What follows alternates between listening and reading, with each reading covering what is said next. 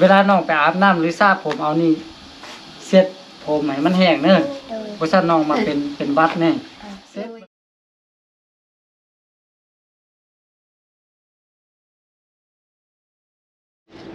สบายดีคุณดอย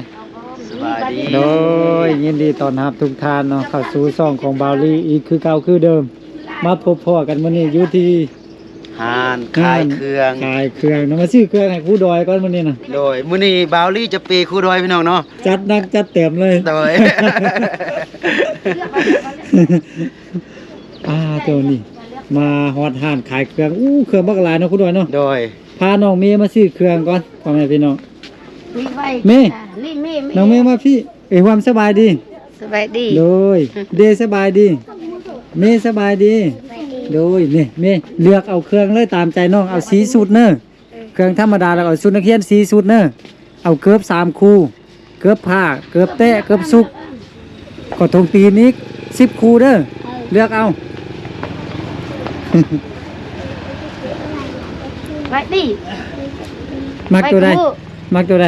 มาน้ำอายมาอาจจะพาไปเลือกเอาตัวใดเอาเลยเจ้าเอาบ่มักบ่ มือ เอานี่โอเคเอาตื้มบ่เลือกเอาเลย แน่นี่ ฮะมาเอาตัวใด มือ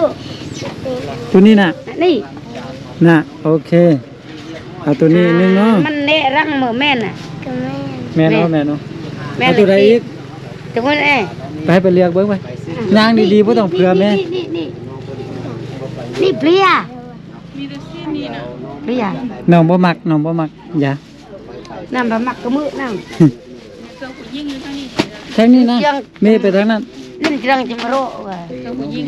เกือบได้3คู่ เนี่ยเกลือไปอยู่พุ่นเดียวเอาเลย น้ำนี่กี่นกกี่เปลี่ยกี่อันนี้แน่มีกูที่คือมุลติอัน เพิ่นหาเลือกเองเป็น นี่เปลี่ย แม่นเพิ่นเลือกเอง เปลี่ย เอา ที่ น้ำคือมือนี่ช็อกตำตั้ง เอากูด้วยถือได้ โอ้ตำมือนะ สีสุดใส แม่น ก็ละสี่สุด ได้3ชุดแล้วตื้มชุดนึงเด้ มาเอาเรื่องอะไรกัน เอาอันเดียว อันนี้ เปลี่ยนจากอันตัวนั้นบ่บาวลี่ อันใด เอาอันสุดสั้น2สุดแล้วก็เป็นสุดกันหนาว2สุดนั่นน่ะ ก็ว่าเนาะ อันกันหน้า โดย เอา อันนี้ไว้ซะเนาะนี่เนาะอันนี้ไว้เนาะ ไว้ โดยโดยโดย แม่น้องเลือกเอากันหนาวได้เอากันหนาว2ชุดไป เมื่อเสียกันหน้าเป็นหน่วย เสียกันหนาวเล็กน้อยคือแบบนี้นี่ แบบนั้น โดยเอาเสียกันหนาวอันน่ะบ่มีอ่ะ บ่มีแล้วเอาก็เอาออกให้ก็ได้ อยู่เนื้อมี เอาอยู่ในก็มีอยู่แกะแบบนี้เอาคือมุดนี่นี่ บ่เอาตางสีก็เอามา2อัน เอาช่อง แม่มาพี่ยายเพิ่นหามามันเลือกเอาเกือบไหม เกือบแบบนี้ เกือบซุปคู่หนึงเกือบแตะคู่หนึงเกือบผ้าอีกคู่หนึง หาเกือบผ้าป่ะไอ้จิ๊บแมนพี่ก็นี่แมน ลองเบิ่งก็ได้แม่ปลดเกือบมาลอง ไม่ เลย ต้อยกระพี่แมนพี่หาเกือบซึบป่ะซึบน่ะมันตัวคือไปสร้างเนี่ยอย่าป่าพี่นี่นี่ ให้น้องเลือกเครื่องแบบ นี่ เต็มสปริงเลยผู้ดอย โดย เราสร้างคู่ เอาบางผู้ดอยนะไปเลือกให้น้องนั่นน่ะจะโอเคน่ะไป นี่เป็นแมนนี่ ผู้ดอยนี่สร้างเลือกถามน้องพร้อมแล้วกัน นี่มาพี่ นี่ อันนี้มันบ่เป็นกาสร้างนั่นพี่นี่นะ นำการสร้างอ่ะ เอากาสร้างเลยตัวเธอมันดีๆนะ การสร้างน่ะชุบตัวน้องแมนครับคือปูมือเก้ามาชุบแม่นั่นมี ใหญ่โพดเบอร์เก่า อ้าว ลำลัด อันเวตาลัดแย่เป็นลัดอันนี้ เอาสีสดใสนี่แม่ แย่ใช่พวกมือการสร้างกันนี่มือโมเมนติ เป็นกาสร้างบ่นะแม่เอาสีหยังแม่ เอาสิยังนี่ เอาสีแดงเนาะบ่เอาที่สีแดงบ่มักติเอา หรือว่าเอาสีนี่ จักกี้ เดียว เปลี่ยน เมมักสีใดเลือกเอา นี่7.5มักสีใดสีแดงแล้วสีนี่ อันสีน่ะนี่ลูก มักสีนี่ นี่เปลี่ยนมี น่าจะแม่นน่ะบ่แม่นน่ะตัวนี้น่ะ เจ๊นี่แดง น่าจะแม่นเนาะ น้องบ่มักตัวนั้น โอ้อึก เออจะเป็น เบอร์7น่าจะแม่นเนาะแม่เนาะนี่เนาะ เอาเส้น ลองเบิ่งแม่ครูดอย แม่น โอเคแมนก็เอาเอาเกือบยังเกือบผ่า ยังเกือบผ้า เมมาเบิ่งเกือบผ่ากันไหมให้ครูดอยเบิ่งให้มาพี่บอลใดบอลเกือบเด็กน้อยเกือบผ้าเด็กน้อย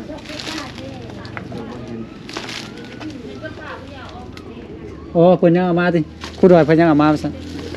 เอาน้องไปเลือกเบิ่งอันเสื้อกันหนาวกัน rồiโอ้มันยักษ์กายยำหน้าแล้วก็เพิ่นเอาไปเมียนแล้ว แมนเอาไปเมียนไว้ถ้ามีคนมาถามเพิ่นก็เอาออกมา ที่ปลาเลยนะกี่ชื่อเปลี่ยนมึงเอาที่งามนี่อันเนี้ยมองงามกินนี่ตีมีตีกินนี่ตี มักตัวนั้น นี่นี่ตีน่าอึก มักสีนั้นเอาตื้อมันหนึงเอาแม่ น่าจุดเดซี่ชมพูน่ะล่ะ อ๋อ ซี่กันไหน นี่เลือกเสื้อผ้านี่งามเลยเนาะครูดอยนะ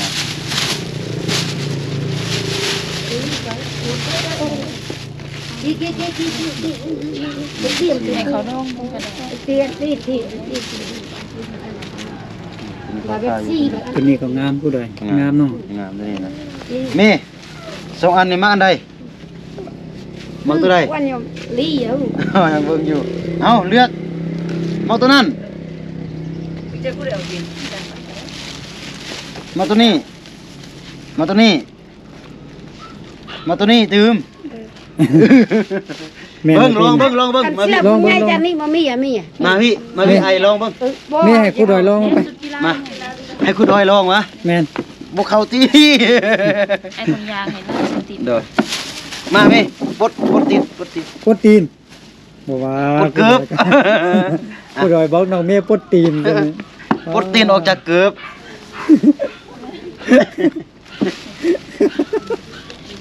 นี่ฮาแล้วผมพี่น้องเอ้ย เนาะบาวลีนี่มักจับผิดคู่ดอยนะพี่น้อง ดูนำกันเท่าใดนี่ความฮาจงบังเกิด แม่นบ่แม่น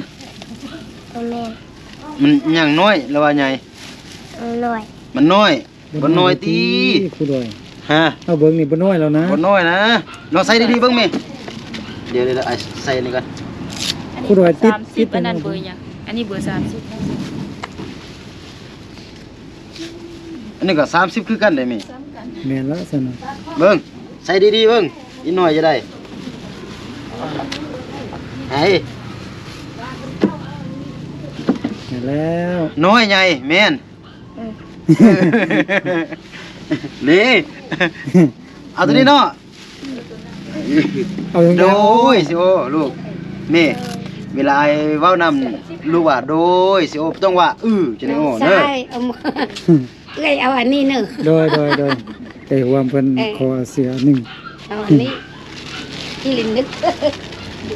ลองซื้อให้ปะมันนี่ อ่ะใส่ถุงยาง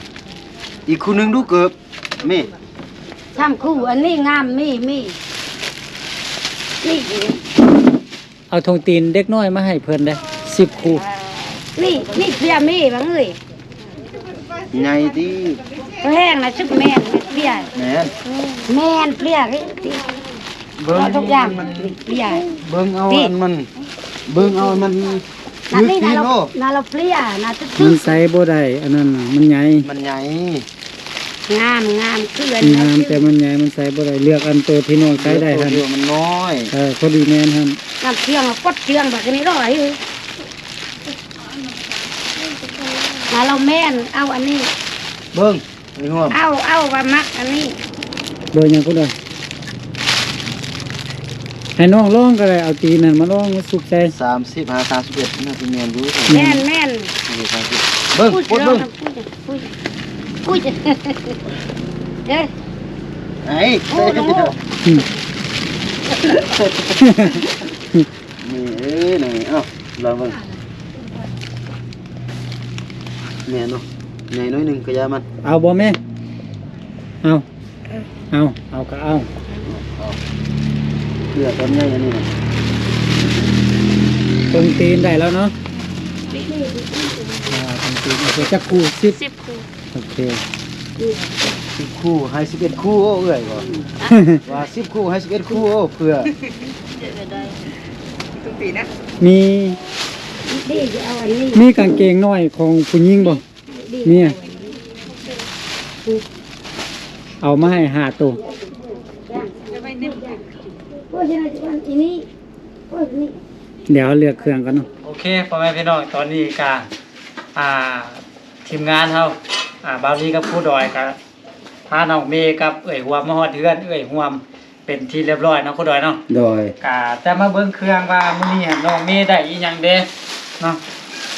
ในการไปตลาดในครั้งนี้น่ะโอ้หลายเนาะเมย์เนาะหลายเนาะดีใจเนาะ วันที่8แล้ว ก็นี่มัดแล้วได้ผู้ ตีบ่ว่ามันคือไปตี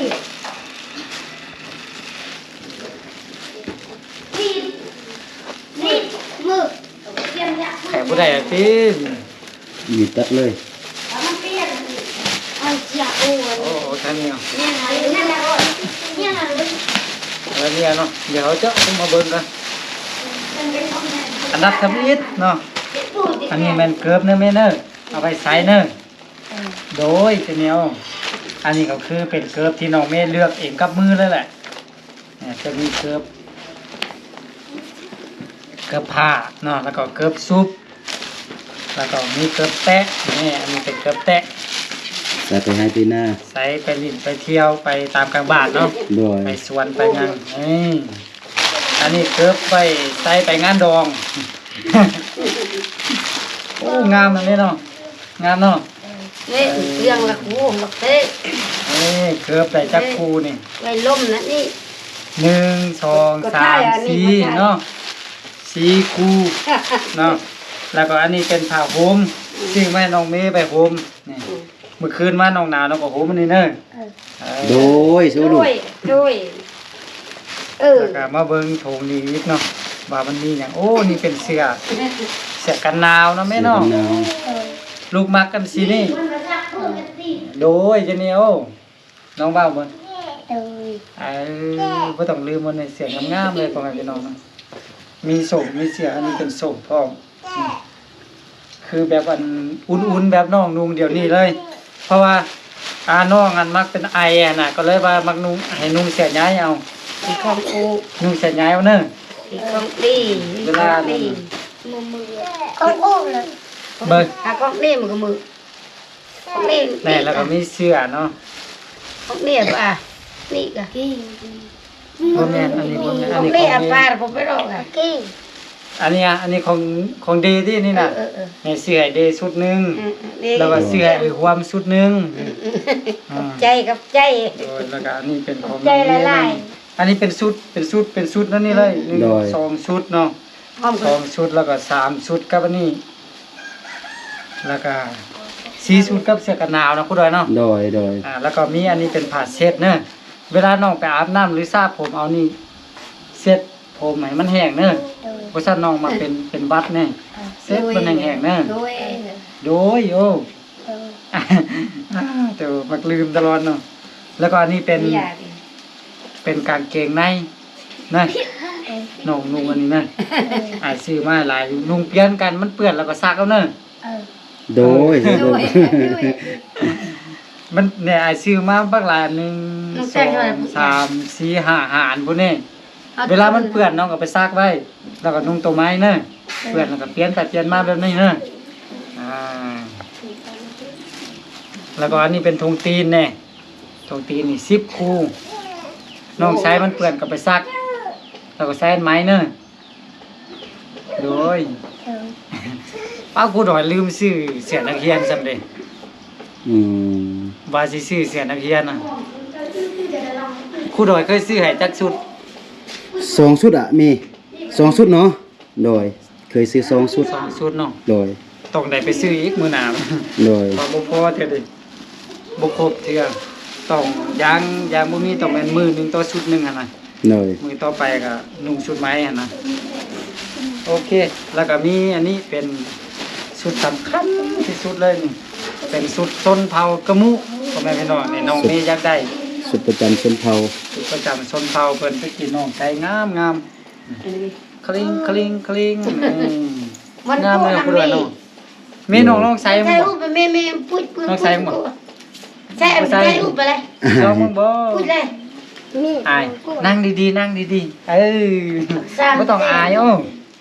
แพง กะไว้ให้น้องใช้เวลามีบุญมีงานเนาะ โดย วันนี้บ่ใส่ก็บ่เป็นหยังเอาไปใส่ยามบุญยามงานเด้อ โดยยังมี อันนี้ก็เป็นสิ้น หน่วย เป็นเลือกเองกับมือ น้อย เน่ ๆปิดเพลง ไอ้ปิดเลย อันนี้เป็นของน้องเมย์ทั้งหมดทั้งมวลแหละพ่อแม่พี่น้องเอ้ยแล้วก็เมื่อเท่านี้ซื้อมาเนาะครูดอยเนาะ โดย เมื่อทำนี่แล้วก็อายเจ้าเงินไว้น้องไว้ใส่นะจำเป็นเด้นะเอาไว้ใส่นะจำเป็น โด นะ ย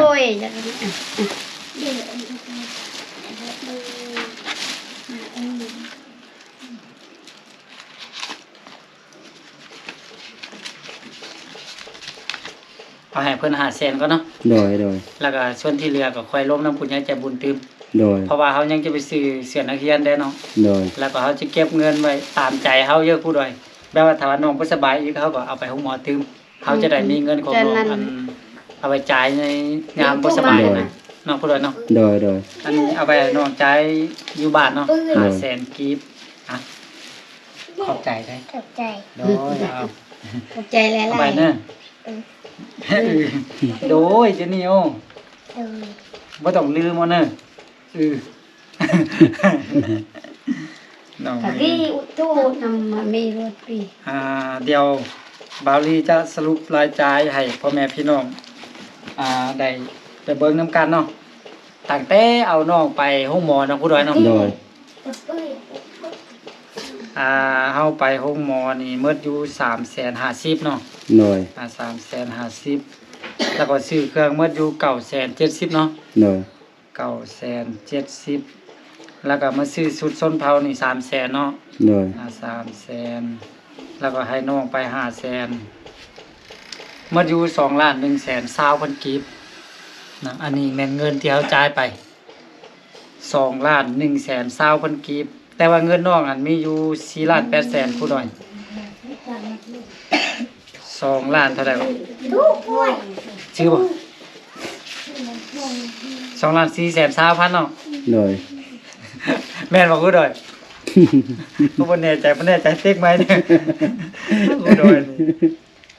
350,000บวก970,000เนาะ หรือนำมามี แล้วก็มาบวกให้กับ300,000เนาะแล้วก็มาบวกให้กับ500,000 มันแล้วอันน่ะจุลพี่ไปใช้ 2,120,000 นี่น้ำเมื่อยไปโยเซียน จื้อดิ โดย 2,120,000กีบ4,800,000 เราพูดน้ำ 2,120,000กีบยังเหลืออยู่2,680,000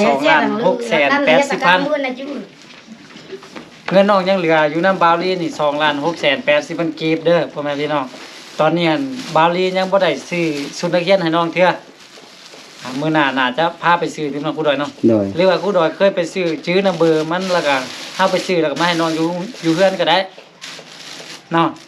โดยมันก็ได้ แล้วก็ถ้าหาว่าเงินส่วนที่เหลือนี่เฮาไปร่วมน้ำปุญญาใจบุญก่อนแต่ว่าตามใจเฮาก็อยากเฮ็ดคือเฮาเว้ากับผู้ดอยนี่เวลาน้องบ่สบายเฮาก็พาไปแล้วก็เอาเงินส่วนนี้จ่ายไปเนาะ แบบนั้น แต่ว่า ก็ ก็ไปอนุญาตนำเจ้าของเพิ่นก่อนเจ้าของเงินเพิ่นก่อน โดย ว่าเพิ่นจะมีความคิดเห็นหรือว่าแนะนำเฮาแนวใดนะ โดย เนาะก็โอเคสำหรับคลิปนี้บาวลีก็ขอขอบคุณขอบใจทางผู้ใหญ่ใจบุญก็คือแม่คันนี่อยู่ทางลอสเวกัสเนาะสหรัฐอเมริกาที่เพิ่นได้ส่งเงินมาให้เฮาเป็นสะพานบุญให้ก็ขอให้เพิ่นจงอยู่ดีมีแห้งอยู่ดีมีสุขร่ำรวยสุขภาพร่ำรวยเงินทองนอนหลับก็ขอได้เงินหมื่นนอนตื่น กะคอยได้เงินแสนแบนมือกะคอยได้เงินล้านเนาะสาธุแม่ดีใจบ่ขอบใจเพิ่นได้ไหม ขอบใจ โอ้ยร่วมขอบใจเพิ่นเด้อ ขอบใจขอบใจ เด้ขอบใจเพิ่นเด้อได้เครื่อง ขอบใจ แล้วก็ได้ไปกวดพร้อมนะผู้ดอยเนาะ โดย กวดพร้อมนะได้เครื่องพร้อมมันน่ะเพราะว่าไปนํกันแล้วเฮาก็อยากซื้อให้จักชุดหนึงอะนะเพราะว่าเด็กน้อยนะผู้ดอยเนาะความรู้สึกกันน่ะเวลาไปนํกันแล้วบ่ได้เราจะรู้สึกแนวใดนะก็เลยว่าซื้อไปเนาะบ่เป็นหยังถ้าว่ามื้อหน้ามื้อใดมีโอกาสมีเงินมีคำก็ค่อยซื้อแบ่งกันใช้เติมเนาะ โดย โอเคสำหรับคลิปนี้บาวลีกับครู่ดอยก็จะได้ขอตัวลาไปก่อนแล้วพบกันใหม่ในคลิปต่อไปเนาะส่วนว่าจะเป็นคลิปใดและอยุใส่ก็อย่าลืมให้กำลังใจกันคือเก่าคือเดิมสำหรับคลิปนี้ขอตัวลาไปก่อนสบายดี อันมือ สบาย สบายดีไหม สบายดี สบายดี บ๊ายบาย บ๊ายบาย โอเคครู่ดอยสบายดี สบายดี เออ